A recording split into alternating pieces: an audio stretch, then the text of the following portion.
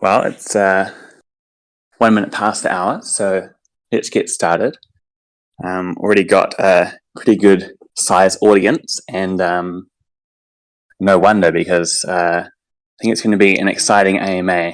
There's a whole lot to discuss with StarCard sports games, and I wouldn't be surprised if this one runs over the hour. But as I believe Ryan mentioned earlier, this is being recorded, so we'll make the full recording available along with some highlight snippets for anyone who can't join or has to drop out partway through. Also worth noting, you may have seen the TipCC bot is now up to speed with ARC tokens, so I wouldn't be surprised if at some point during this AMA there is an odd airdrop or two, maybe both here and in the StarCard Discord as well. So if you're not a member over there, you might want to sort that out while we're speaking. Make sure you're ready for any potential airdrops that may or may not happen. But yeah, as I said, exciting times. We've got Ryan as well, who's back online here with us after his holiday, which I hope didn't feature ARC too much. Good to kind of have a little bit of a break and be able to recharge somewhat. And no, just a bunch of Discord pings. There's no escaping the Discord pings. And I think we've got potentially another member from the StarCard Sports team joining us as well later on. Is that right? We do. Alex is with us, and he's likely to join us in a bit. He's in the audience at the moment, but he may join us in a moment.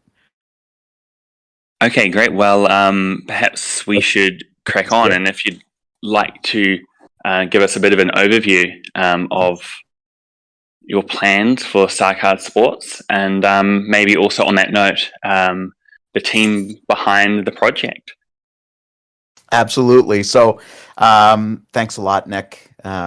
It's great to be here. I'm really excited about today and getting to share a little bit about what we're doing and where we're going, and talk about our partnership because it's something that we think is very, very important.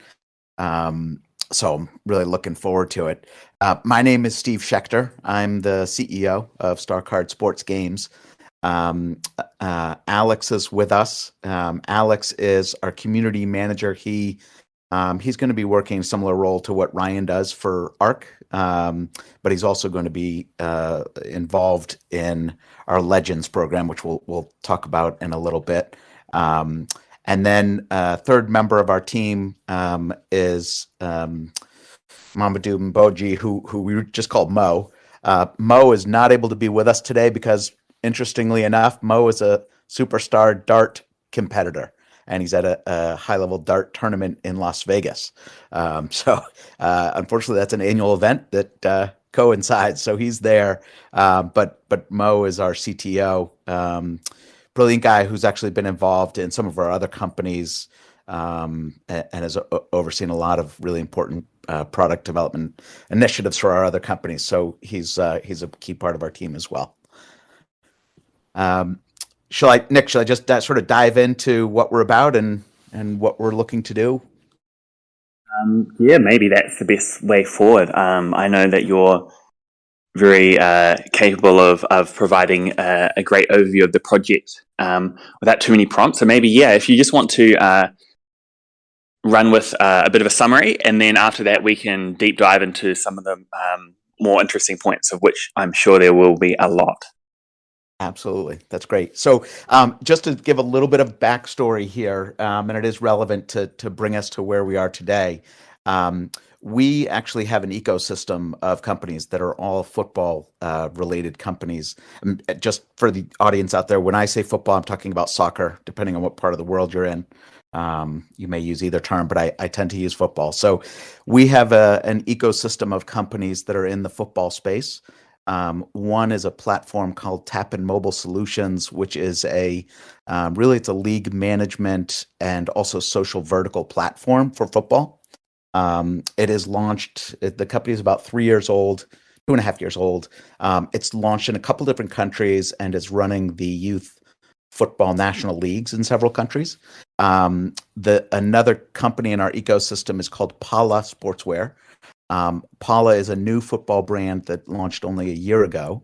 And Pala was really created to provide all of the uniforms and balls and shin guards, et cetera, for all the kids that are playing in these national youth leagues. Many of them are in developing nations and cannot afford products from companies like Adidas and Nike, et cetera. And so Pala is able to meet the needs of kids sort of at all levels of the socioeconomic spectrum. And then, of course, the company that we're here to talk about today is StarCard Sports Games. StarCard Sports Games is a brand new project. And when I say brand new, literally, this has come into existence over the course of the last 90 days. The token was recently created, and we've just done an initial small friends and family sale for people that are involved with the various companies that are involved.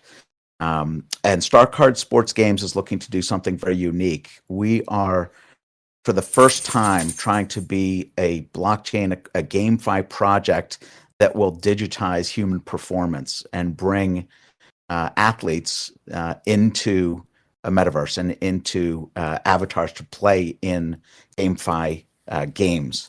And what I mean by that is we are working with the Tapin platform to take all of the kids that are on that platform and have them have an avatar, a digital version of themselves that will become more successful and stronger in terms of their attributes in our metaverse game based on their actual real world performance. So it's something that has not been done yet, something that we think is really unique. We are also bridging the digital divide for at the professional level, which I can talk a little bit about as we get along here, some of our partnerships. But we're looking to bring folks that are at the professional level also into our game and bridging the digital divide between their real human selves and their avatars in our metaverse. So that's a 50,000 foot level overview. I'll just add that StarCard Sports Games actually is called StarCard Sports Games because we foresee creating mini games across multiple sports. We are obviously starting with football because it is the biggest sport globally. It is where we have significant domain expertise and some reach and influence in global football. But we do anticipate replicating our model in multiple sports in the future. Wow, there's a lot to unpack there. So, Yes. so if I've got this right, it sounds like we've got the best of both worlds here in that StarCard Sports itself is relatively new. So to use a phrase, we're still early. But not only that, you've got already, as you mentioned, these existing companies in place, ready to support. You've got the reach and the influence, the experience in the industry and the connections. It sounds like it's all there, and it's just about ready to coalesce into StarCard Sports. Would that be probably the right way of summarizing it? I think it's a great way of summarizing it. We as a group, and when I say we, I'm talking about the group that's also behind the other companies. Tapin has a large investor base, a sophisticated investor base, a great advisory group, strong employees, and lots of relationships and influence around the world in terms of football. So being able to bring that into this project, and to bring the players that are on that platform, and bring them over into this project is something that just gives us an immediate head start as a company. So it's, when I started to go down the rabbit hole and learn about blockchain, et cetera, only about a year ago that I really started getting excited about it. The idea coalesced that we have a unique opportunity to be able to get into the GameFi space, which I think we all know is an explosive space, in a way that no one else is doing because of the other properties that we have. And so, yeah, it's sort of day one for StarCard Sports Games, but it's very different than most new projects. That's certainly exciting when I think about the potential there. For those in the audience who may not be much of a sports fan, perhaps you didn't get to read all the way down to the bottom of my Medium article explaining the partnership, just to emphasize the importance of StarCard, starting out with the football or the soccer world. There's some pretty impressive stats. It's obviously an incredibly popular game worldwide, right? We're talking everywhere from some of the developing nations with the fastest population growth to some of the wealthiest parts of the world at the other end of the spectrum. So really there are no boundaries when it comes to football. Some estimates put the number of players to be 265 million across the world. Not professional. We're talking about everyone who just enjoys getting out on the field and kicking the ball around. And then the past World Cup, the viewing statistics was 3.5 billion views. And of course, there are multiple games, but people would tend to, as I understand it correctly, follow their home team or watch some of the kind of main events towards the end of the event. So that doesn't mean that half the world watched it. Obviously, some people watched multiple times, but still, in terms of a single sport and a single event, that's a lot of coverage. And certainly, if you've ever seen footage of some of the, shall we say, passionate fans when it comes to the energy in these stadiums around these games, it should be pretty clear as to why it makes sense to start in the football world. And obviously, aside from the fact that it sounds like your entire team, which is fully doxed, which we like to see here at ARC as well. It sounds like you've got a lot of experience there. And on that note of having a lot of things in common, I believe you touched on Paula, was it, the apparel company, being able to kind of provide apparel to people who people who may not otherwise be able to afford it.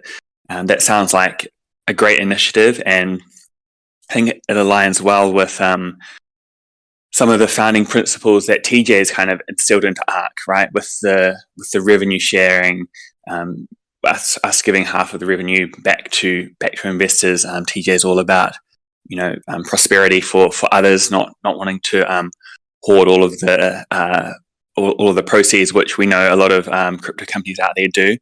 So yeah, it sounds great that you guys have that founding principle there as well.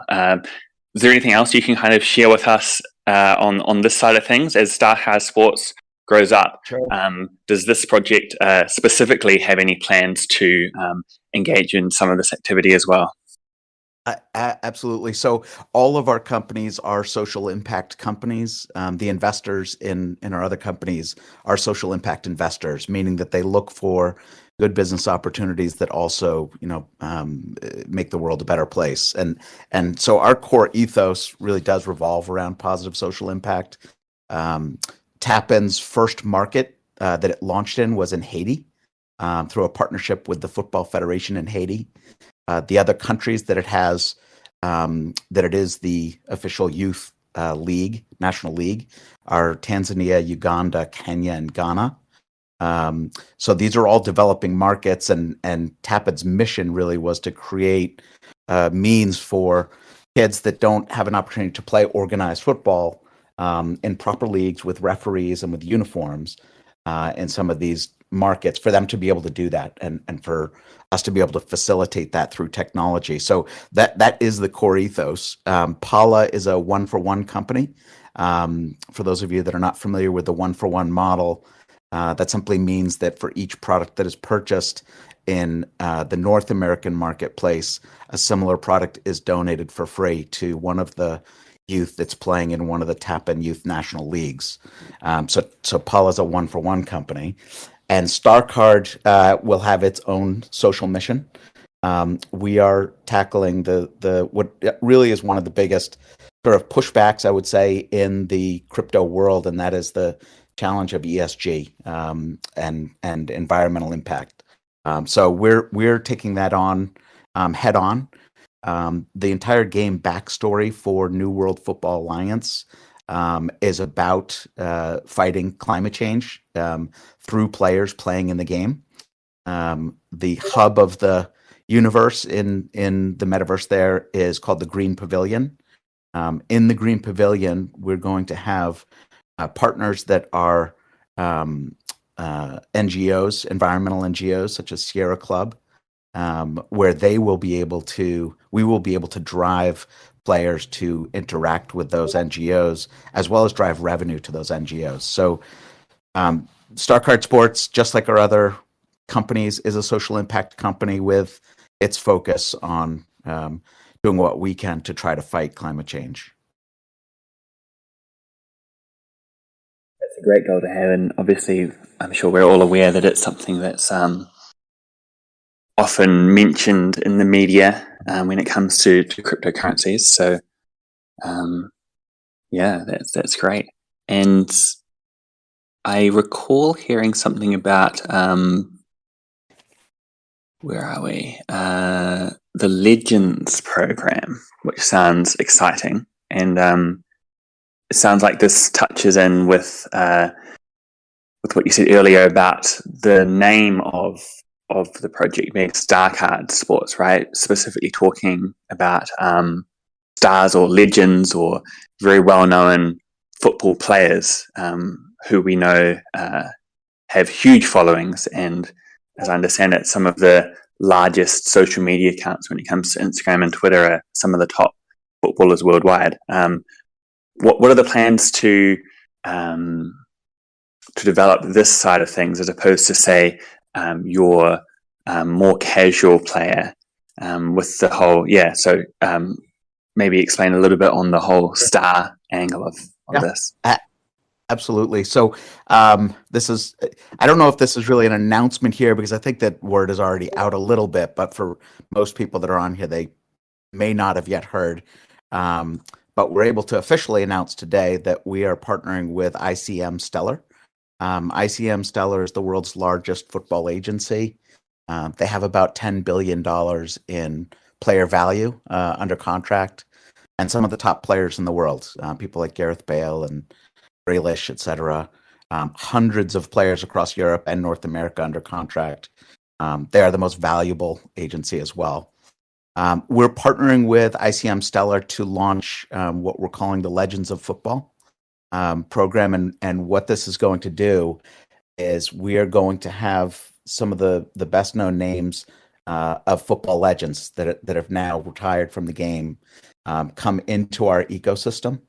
They'll be brand ambassadors for us. We will be producing, minting, and selling their NFT series for them. So we will be their NFT sort of solution. They will, most exciting in my opinion, is that we're actually now, I talked about bridging the divide between athletes and sort of the digital world.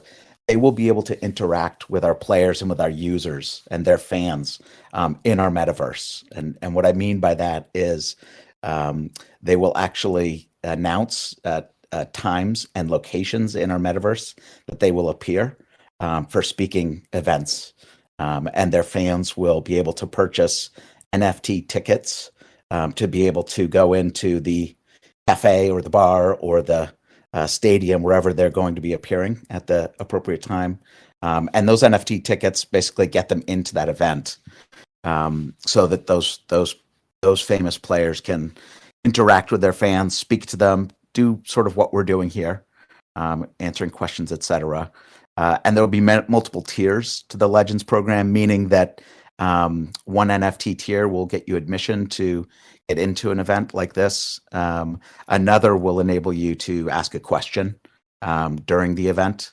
and another level will enable you to get into all of that Legends events. Another NFT level will enable you to get into all of the Legends events.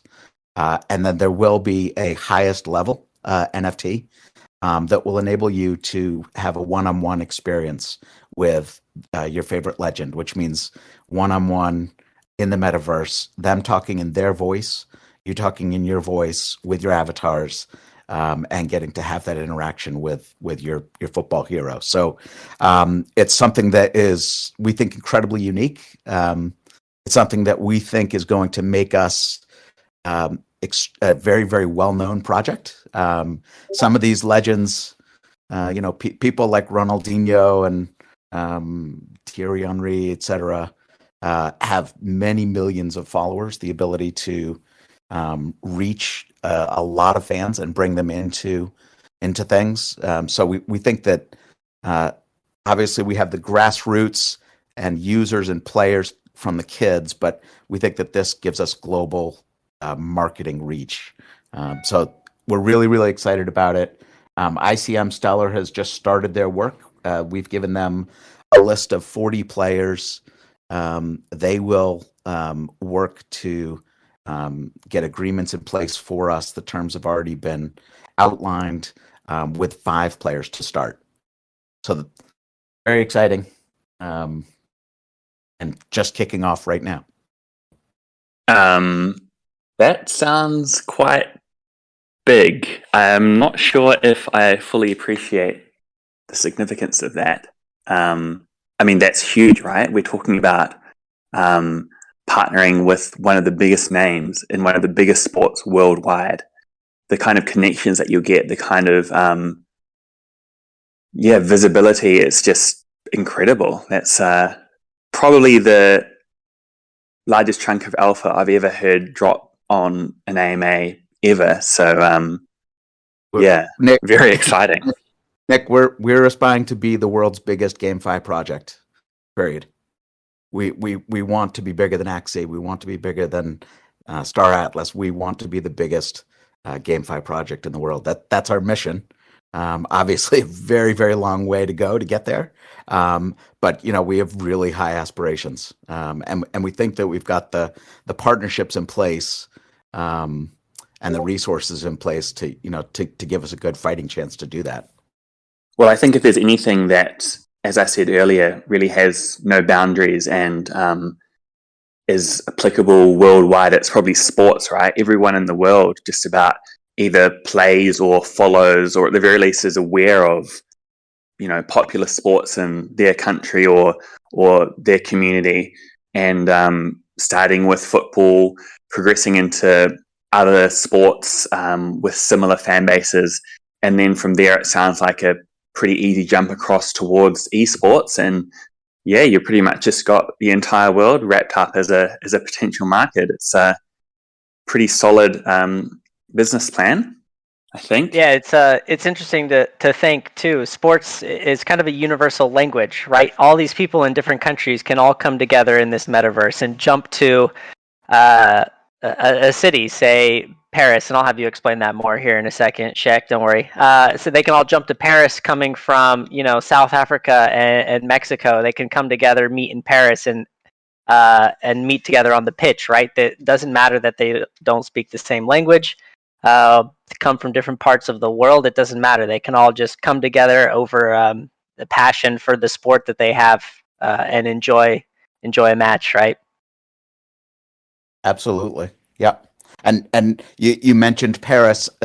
So just to touch on that a little bit, our the New World Football Alliance metaverse is going to be comprised of 16 cities. Actually, Paris is not one of them, believe it or not. So in Europe, Rome is one, London is one, and Munich is one. But they're spread across the world. They include Rio, Buenos Aires, Nairobi, Cairo, Seoul. You can find the list on the site and in our white paper. But yeah, you basically, when you onboard into the game, you will come in through the Green Pavilion, which is where the ARC Bank will be, and we can talk a little bit about that. And in the center of the Green Pavilion is a giant spinning globe, a massive spinning globe, and you'll be able to touch on your device on the city that you want to go to, and you'll teleport to that city. All of this is going to be built in UE5 with our AAA game dev studio, which we can also talk about. But yeah, we're really excited about how this can connect people around the world. Obviously, football is sort of the anchor of this, but I'm sure that there are going to be a lot of different creative ways that people can interact and conduct commerce, etc. Great opportunities for our metaverse landowners in the 16 cities. So, just like to jump in here and say, I'll do an airdrop shortly in the AMA questions channel. So make sure, if you're listening, you want to click into that channel, have it up. It'll be on a relatively short timer. So just make sure you're paying attention. I'll ask one more question for Steve, and then I'll get into typing this airdrop. Not the best at doing two things at once. So while Steve's talking, I can get that airdrop underway. Perhaps now is a good time to talk about the tokenomics. I know there's a lot of things we could still discuss about the project, but I'm sure this is at the front of everyone's minds right now in terms of the tokenomics side of things. So obviously, as you've said, the project is relatively new. So what that means is that we're some of the first people to really hear about your plans, hear about the potential. And if there was anyone who was thinking about becoming involved in the project, investing, what would they have to know in terms of what you've set up for tokenomics, potentially rounds of investment, vesting, locks, all that sort of thing that people might want to know so they can make an informed decision? Sure. Yeah, I can speak to that. So first off, for anyone that's listening, all of this is available in our white paper, which is available from the website, which is starcardsports.games.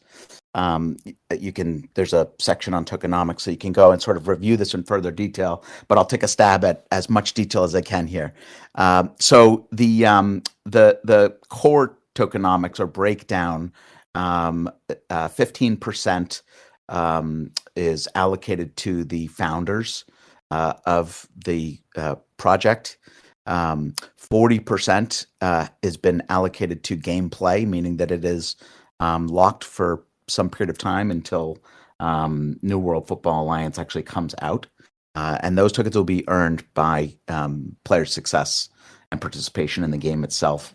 125 million SCSG tokens are being allocated to raising capital and some initial sales, which we can also talk about. 100 million are allocated to treasury. So these will be available to the team for marketing purposes and development. And 25 million are being allocated to Airdrop, of which ARC and its community are probably the largest beneficiary of that, which we can also talk a little bit about. I guess, why don't I go back to token sales? There are 4 rounds coming up for those that have interest in owning the SCSG token. The first is scheduled right now for 4/15. It is, I guess I'm going to call it sort of semi-private in that it's not being done on a launch pad. It is being done through our own service, similar to what we did with the initial small friends and family round. In that round, we were raising $250,000 at a estimated price of a penny per SCSG. All of these rounds are being done on the Polygon chain using Matic. Then on May 15th, a month later, we're doing our first rounds on launch pads. That will be a larger raise priced at 4 cents, meaning 4x that initial round. That will be spread across 3 or 4 different launch pads. And then the third and fourth are also being done on launch pads at 6 cents and 8 cents on 6/1 and 6/15. We then plan to be listed probably just after that last one, around July 1st. So that's sort of the plan. All of that can be found again on our site and in our white paper for those that have interest in participating. Another, I guess, Nick, if I could just talk a little bit about the utility of our token. Please do, yeah. Because it's obviously should be on everyone's mind. We're modeling what we're doing in large part after what you're doing at ARC, and that's you sort of caught our attention a few months ago, and I definitely want to talk about the partnership and how we ended up with you, et cetera. But we're modeling this largely how you all are doing things in that we're sharing 50% of the revenue with our token holders. So if we sell $2 million in a particular player's NFT, $1 million is going to our token holders. So that's the primary, I guess, utility of owning our token. We do envision in the future there being a governance component, but we think that's a little bit of a ways off. But the primary utility is that revenue will be shared back to the token owners. Nick, I don't know if I caught you still writing or if I should just go on. I could. No, yeah. You mentioned like a few months ago you got interested in ARC, right? Do you want to dive a bit deeper into that? Yes. Yeah. So I would say sometime in December I got wind of ARC, and I just started kind of poking around, and I realized, wait, this isn't like just another DEX. This group is actually looking to do something really interesting. They're looking to make crypto more frictionless for users and sort of connect the dots. It's all so confusing for people that are new. I think we all know that. So the idea of creating, one landing place, one hub where you could sort of do everything and do it in minimal clicks, really got me excited. I didn't know anything about aggregation. I started poking around, learned a little bit about 1inch, and just dug more into the project. And then over the course of the next month, I would say I spent time in the Discord, and it just really resonated with me, the quality of the team, and the people that are involved and the way that you are handling things. It also, the community itself really excited me. The people that are in your Discord are incredibly positive, and I don't see that in all Discords. They're very helpful to each other. Ryan, you can actually go on vacation and people can help each other. And I noticed that too. So I was like, this is an incredible, where they're going with their product is incredible. The team itself are good people, and they're accessible. And the community is really positive and strong. Not a massive community, but a nice sized community that's really, really positive and gets it and supports the project. So I fell in love with ARC, after a couple of weeks of just sort of observing.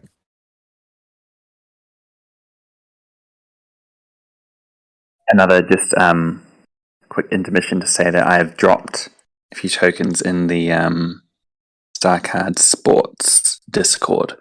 So if you haven't jumped across there, now might be the time to do so. And I think, Ryan, did you have... I think you had a question. Was it about the cities or something before we did a bit of a tangent over to tokenomics? Was there he talked about that. I just dropped we should make a Paris one at some point nonchalantly in there. And then it was like 5 minutes of him complimenting all the work I did in Discord, and I kind of got distracted. Understandable.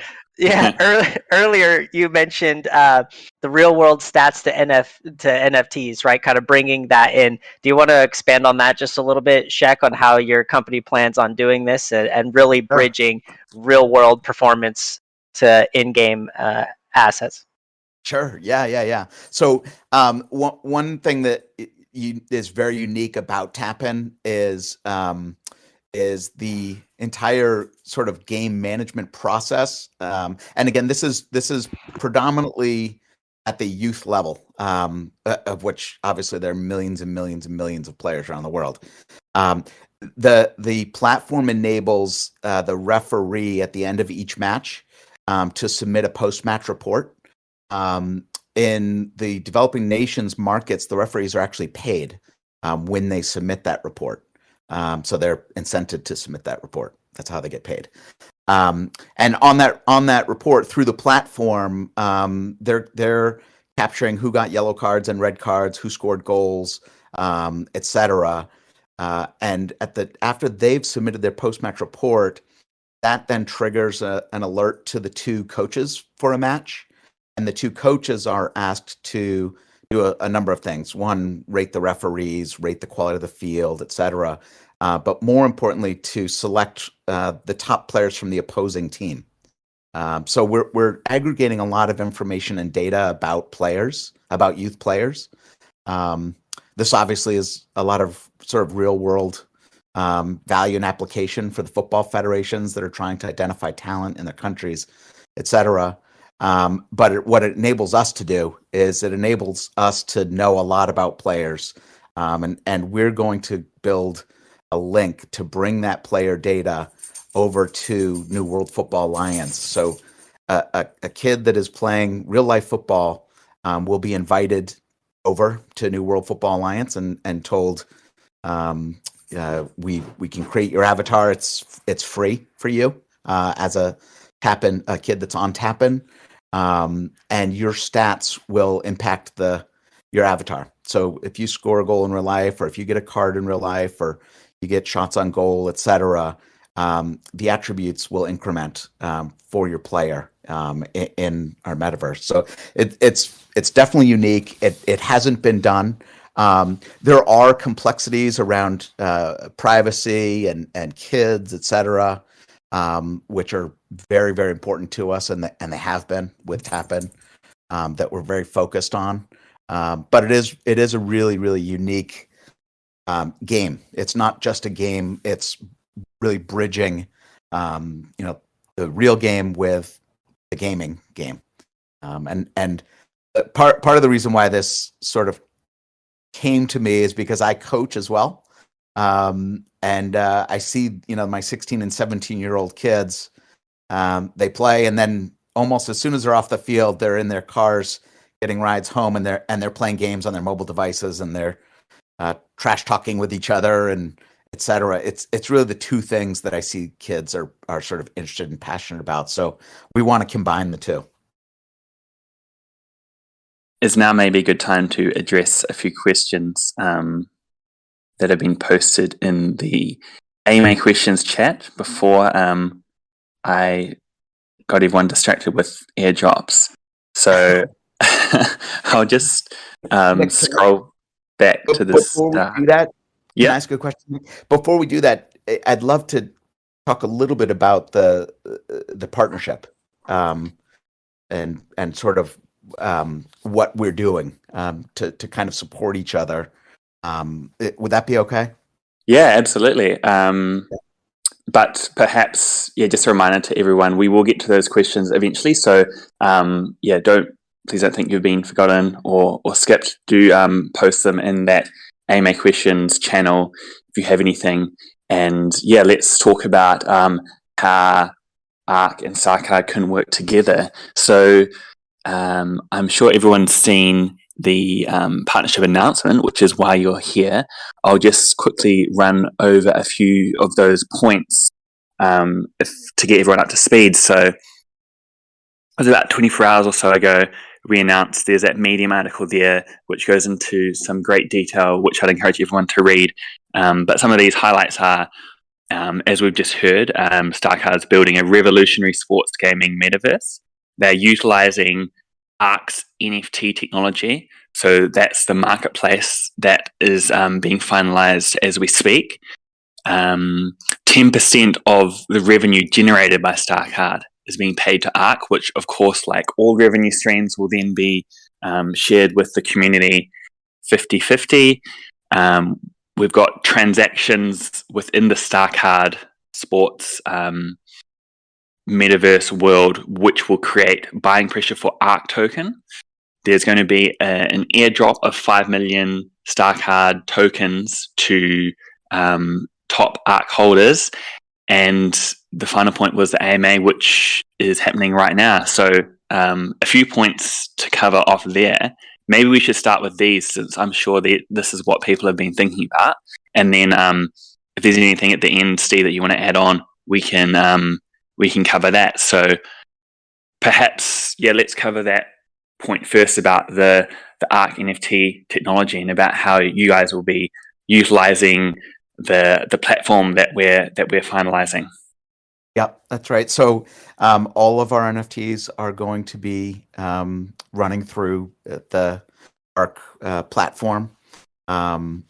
We are sharing instead of the 1% that ARC is generating, we are sharing 10% of that revenue, which is significantly more, obviously. We have very good reason for doing that. Number one, we are also ARC holders and big supporters. We want to see ARC as a project. We want to see its revenue grow and be successful. We have a vested interest in that happening. Number two, we see ARC as not just a partner, but almost the engine to what we're doing. In other words, as I looked at this, I had two options here. One was, let's raise more capital. Let's build our own tools that will support the DeFi functions in our gaming platform, or let's partner with someone else that is already doing that and is doing it well. So we made the decision that is not our domain expertise. Quite frankly, we could very well make big mistakes there. And so we did not go the build approach. We instead went with this partnership approach. So all of the ARC, all of the DeFi functions that will happen within our games will all have ARC tools as their sort of underpinning. So when a player wants to return to the bank after playing in the game, they will visit the ARC bank and they will deposit or stake if they want to swap to another token from the SCSG token or from the ARC token. They will swap to another token, and that will be leveraging ARC's technology. There is a farm in the game where players can go and plant a tree in the farm, which essentially is a farming function underneath it. And that will be ARC's underlying technology. So ARC is not just sort of an ancillary partnership for us. It is, I almost view this and feel like this is a merger in some ways. We are two separate projects, of course, but that's how fundamentally important ARC is to us. That they're extremely important strategic partners for us, and so that's why we're doing that much bigger revenue share, and also why we want to reward the ARC community with a nice size airdrop. Hey, you can merge with me anytime. I like what I hear, and it's very clear that a lot of thought has been put into the future of StarCard Sports. I really love that tree idea, right? Like, not only does it kind of link to the name of farming, but you also are tying back to that whole global warming idea, right? I see quite often, I guess, just around the wider crypto world, even within our own communities, things that I might take for granted, that I might think are very straightforward in terms of how to stake or farm.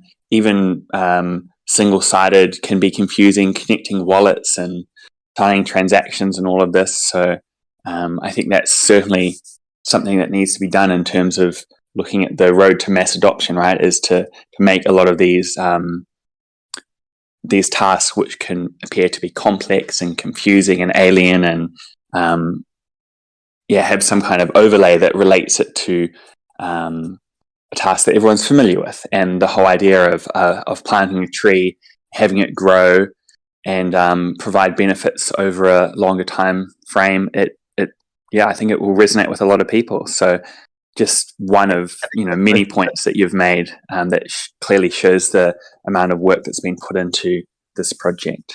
It's really the beauty of GameFi. GameFi is really a wrapper around DeFi, and it's enabling everyday users, mass adoption, for people to really participate in DeFi without almost knowing that they're participating in DeFi through games and functions that people are used to, going to a bank, depositing money, etc. So on the farm piece, Alex actually he came up with a lot of the conceptual stuff with this.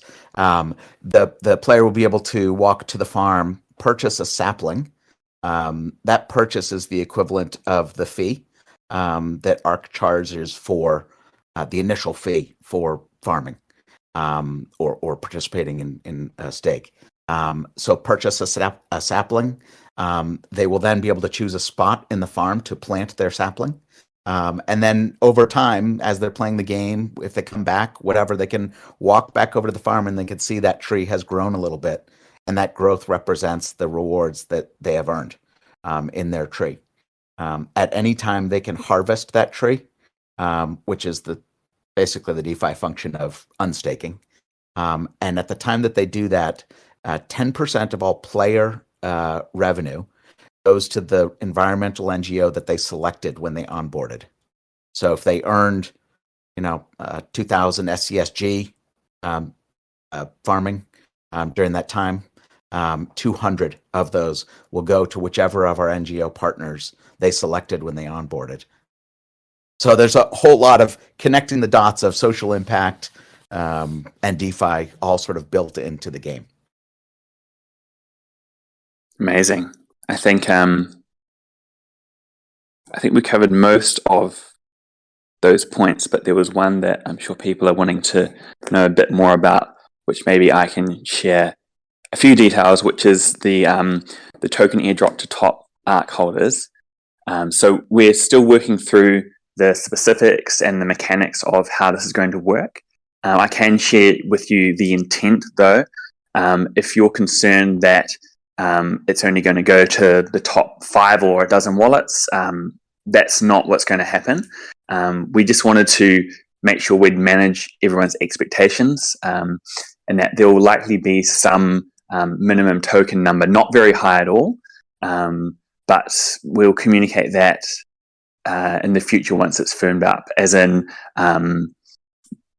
there'll be a minimum token number of ARC tokens that are required to qualify for the airdrop. Again, it's not going to be incredibly high, but do keep an eye out for that when we can provide some more clarity. There are also likely to be additional opportunities to earn a slightly higher share of those SC/SG tokens as well.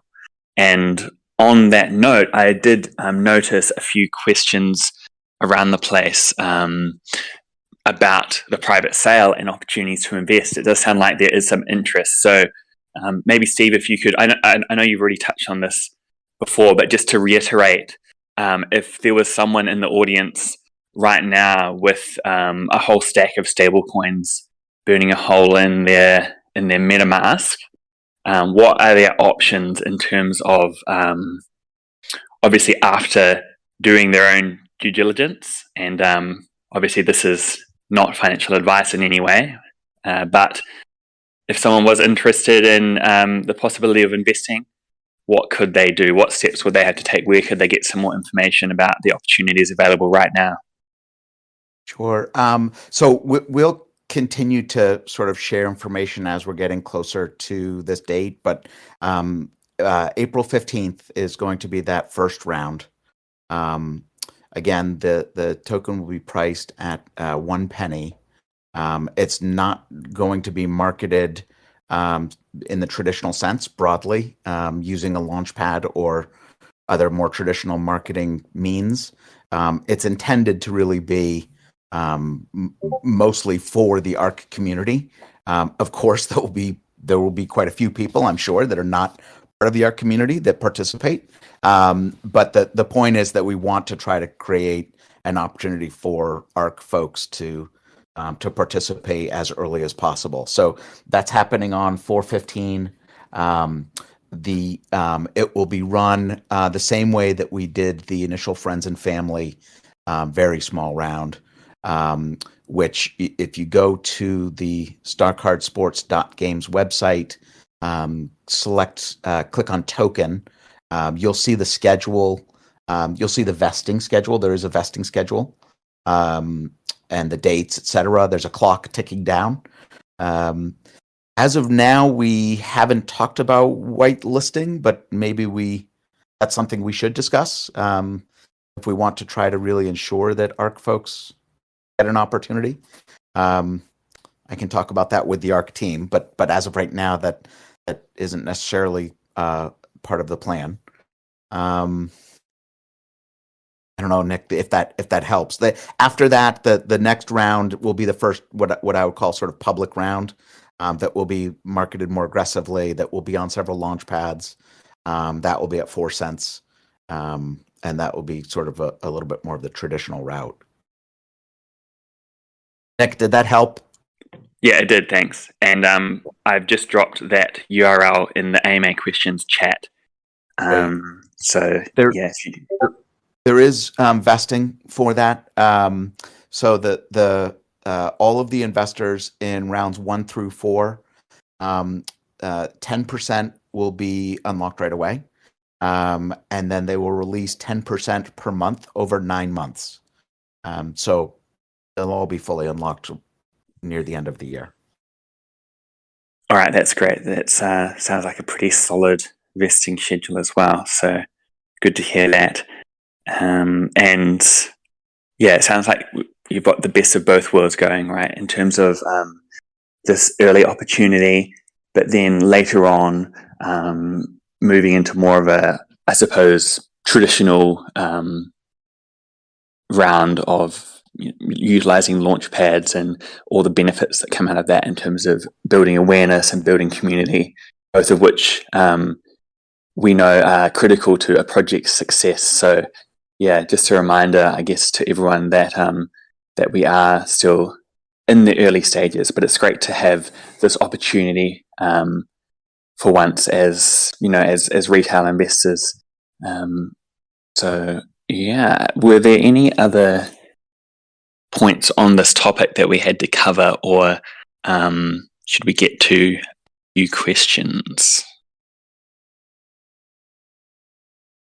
Nothing else from me. All right, let's get through a few of these questions then. I got one queued up and ready if we are. All right, let's go. Fire away. So, I got a couple of questions that actually inadvertently or intentionally, I'm not sure, kind of coincide and go along with each other. So, in terms of actual NFTs, what exactly will people be able to buy? NFTs of players, shirts, pictures of players, etc., cleats, jerseys, signed cards. And then I kind of know the answer to this, but how can these also help improve stats in the game as well? Absolutely. Okay, so thanks for that question. So the first NFTs that we'll launch are called the Pala series. They will include Pala products. The first of them is the Pala Radar Ball.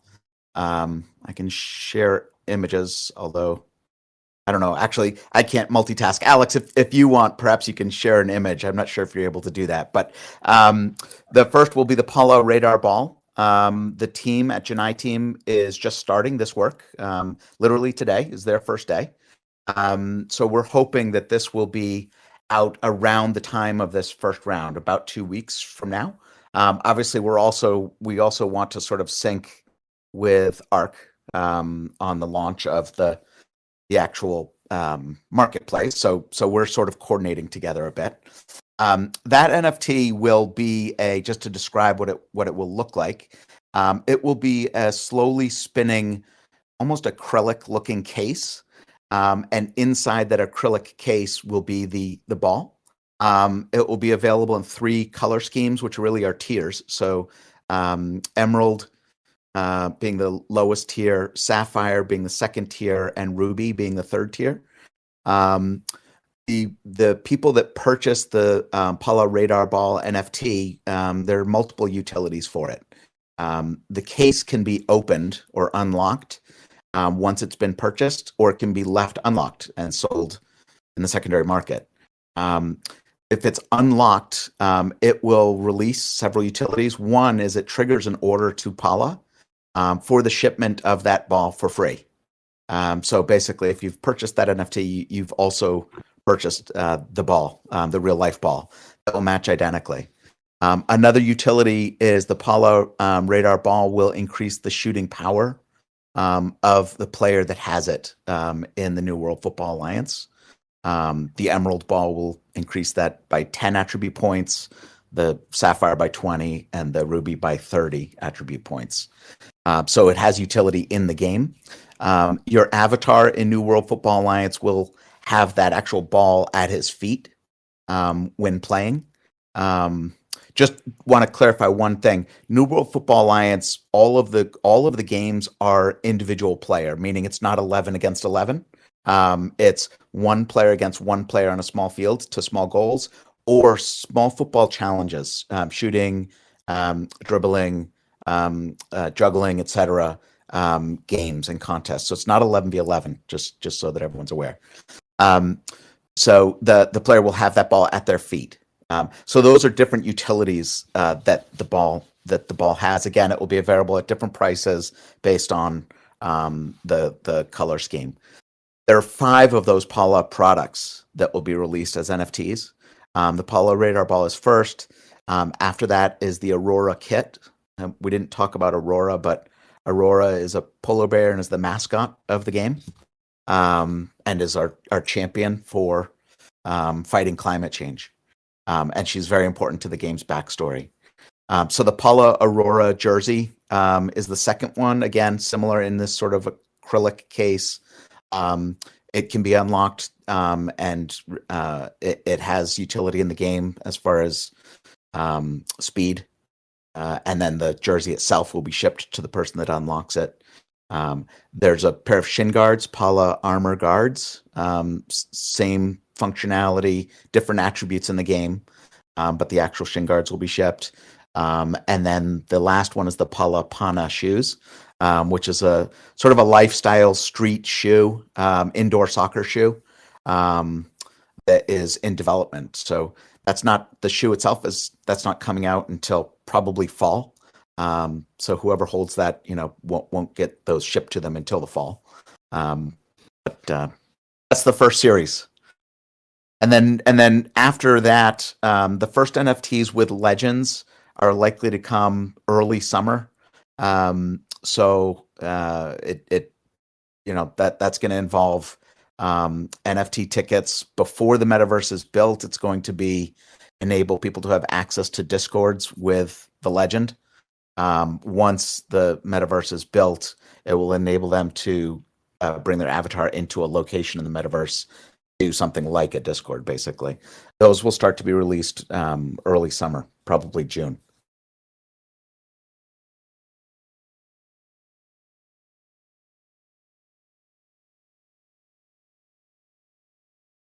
Ryan, did I lose you? Nope. That was Okay. that was good. Yeah, I'm excited for all the upcoming stuff you've got. I know somebody was asking. I'm not sure you touched on it too much as well. The metaverse. What you want to speak a little bit on the game developer you chose?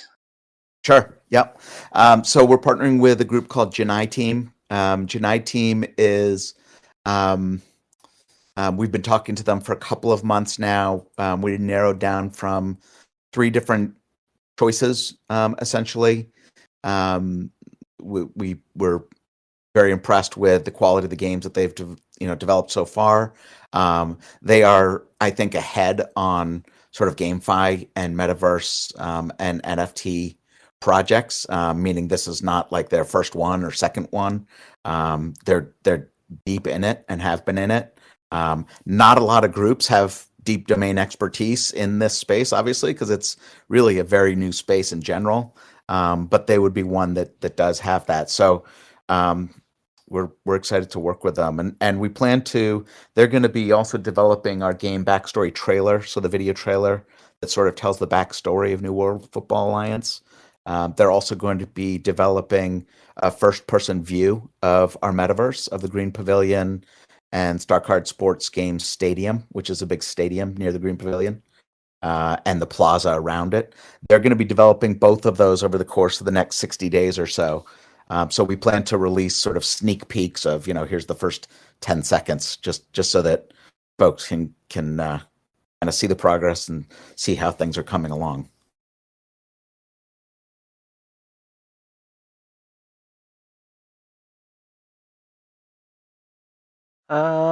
Just going through all of these questions in here, guys. If you have more questions, just drop them in the text channel as well.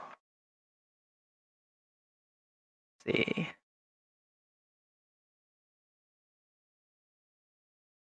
Looks like Alex got that picture in their Discord for you guys to look at as well for that Paula ball.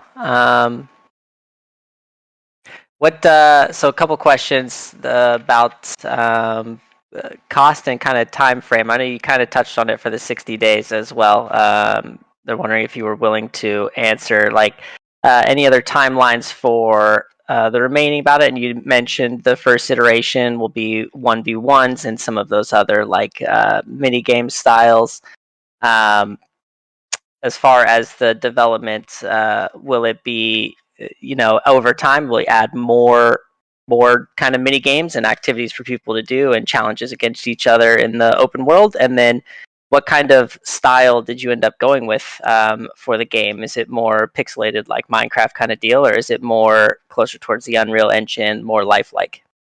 Yeah, we definitely are going with much more lifelike. I mean, I like to say cinematic type of look using UE5. I would say one game that might give a little bit of a sense of the flavor of it is a FIFA Street game. That's an Xbox game. Only insofar as that game has sort of one-on-one and it has some creativity with it in terms of sort of juggling and things like that. So that might be the closest thing in terms of a feel for it. But it's an RPG style game. Players will teleport to a city. They will be dropped on about 100 meters away from a famous square in each city. They will then walk down that street towards that square. They'll see all of the metaverse land owners, property owners on either side, which may be shops or billboards. Some of them might be interactive. Some of them might just be branding. And then they will reach the square. They'll be greeted by Aurora, who is a polar bear, who is the mascot. And Aurora will explain to them what's happening in that square and give them a challenge. So Aurora might say, take someone on in one-on-one in the square, and I'll give you X number of SCSG tokens if you win, or hit the Paula billboard from such and such distance, and I'll give you X SCSG tokens, etc. So that will be sort of the feel of the game. Again, in each of these 16 cities, when you teleport, you'll land near a famous square in that city, and you'll have to walk a short distance to that square, passing all of the metaverse holders. You could interact with those folks as you're going, so that's not necessarily participating in the game itself. But you make your way towards that square. Aurora will give you a challenge, and then you will take on that challenge in that square. Nice. And George wants to know, if you had to pick a sports icon as an ambassador, who would you like to have? And I'm going to tack on NY. Oh, this is interesting. I know it's Good tough. luck answering that one. Yeah. Wow. So many. There are a lot of people that I that I think I would answer this with. I really like, I think Thierry Henry I like Thierry Henry a lot. I loved him as a player. I also love that he stands for, racial justice and racial equality, and that he doesn't just say that. He lets his actions say that. He actually just recently said he's not participating in any social media until he sees FIFA do a better job of curtailing racism in the game. So I just think he's a good person, was a phenomenal player, and now he's a manager. So I guess that would be someone near the top of my list. Alex, anyone come to your mind? I think for me it would probably be Pirlo. I think just someone who has supported the Italian national team, like I know you do. Just growing up watching him playing the position that I played for most of my time, just such a fun player to watch. So it'd be really, really incredible to see him be a part of this project. Yeah, I'd love to see Pirlo involved with this project as well.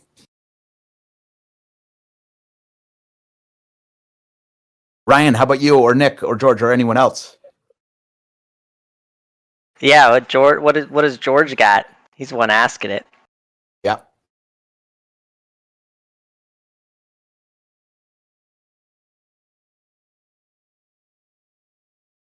I think I've made my way through the list for the most of them. Now you got them, harassing each other about football in there. Sorry guys, if I missed any of your questions back up top and Nick hasn't captured them right here, feel free to repost them so we make sure we don't miss anything, guys.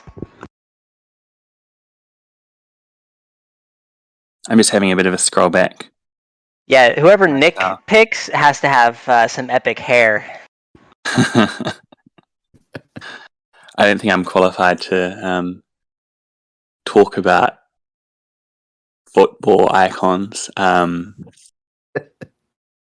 Although the New Zealand national team was in the headlines, I can't remember which World Cup it was. Maybe it was the previous one, because we were unbeaten throughout the entire thing, which basically means that I think we drew twice and then got knocked out. But regardless, the fact that our national team is pretty much, well, it is amateurs, right? They all work day jobs and play a bit of football and headed off to a world competition was still pretty impressive. Obviously, rugby a lot more popular here, cricket as well, and those two sports are also probably cricket more so than rugby, right? In terms of the wide-reaching appeal. Maybe some of the same kind of countries where football is popular, but say you look at New Zealand, Australia, India, Pakistan, UK, huge following, right? Maybe slightly more civilized than the average football fan. Can I say that? But certainly equivalent when it comes to passion. And in terms of breaking into other markets, obviously there's a lot of very unusual sports that go on in the United States. So that would be potential logical ways to expand into new markets. But yeah, as I said before, right? You pick any country, any person worldwide, and there'll be some sport that if they don't play, they're certainly interested in. So yeah, football is just the start by the sides of things. Yeah.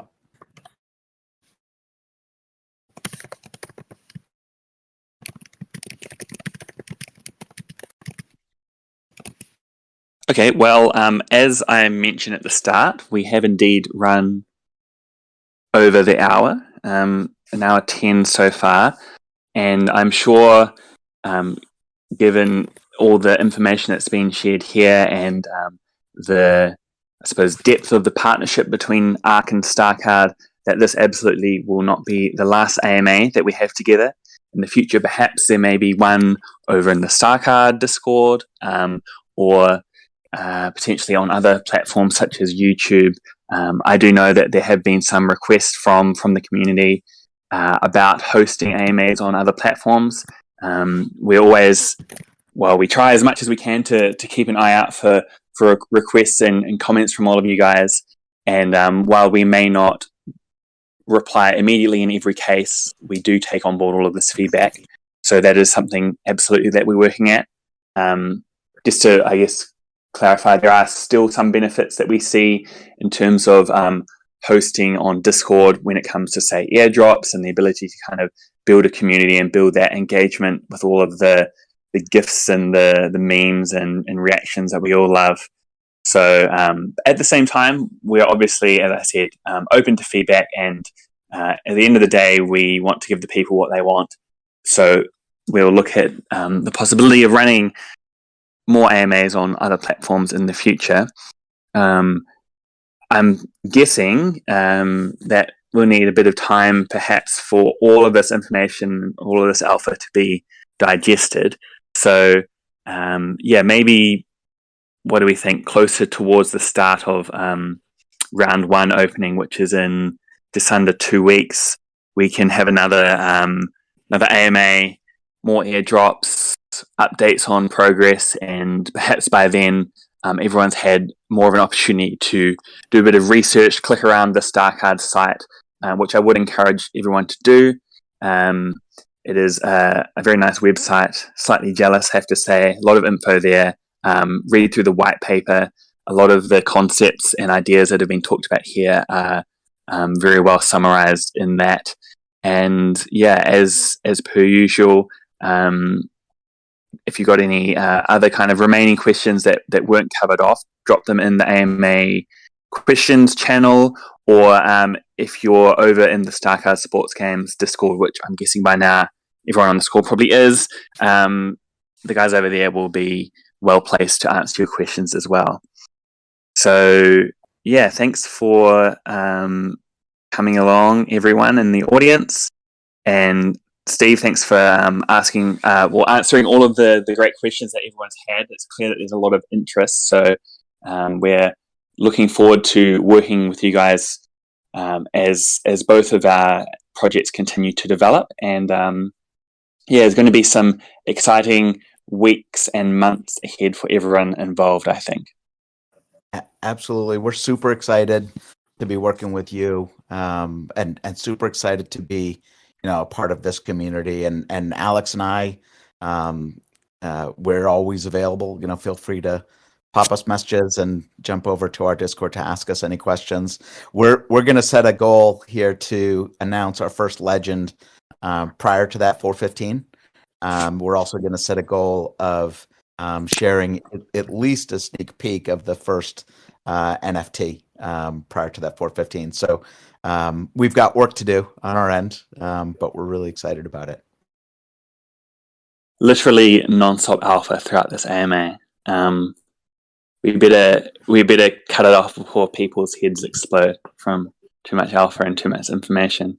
But yeah, thanks again for everyone listening. Thanks to the StarCard team for coming along and having a chat to us.